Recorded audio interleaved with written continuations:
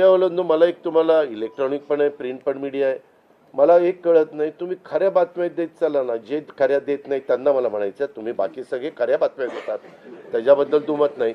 पण मी T V चालू केलं आणि अजित पवार पोस्टल बॅलेटमध्येच मागं, मी विचारतोय तिथं फोन करून, ते म्हणले नाही दादा आपण पुढं आहे. आता माझं लीड 1,02,000 मताधिक्य मी मिळवलं आणि खुशाल तुम्ही दाखवताय अजित पवार मागं, अजित पवार मागं. मग काही जण म्हणलं का रे असे दाखवतायत, TRP त्याच्याशिवाय वाढत नाही. अरे तुमच्या TRPला आम्हाला का मातीत घालताय, आमची का बदनामी करताय. त्याच्यामध्ये मी नंतर पुन्हा अधिकाऱ्यांच्याकडनं माहिती घेतली की नक्की पोस्टल बॅलेट किती झाले.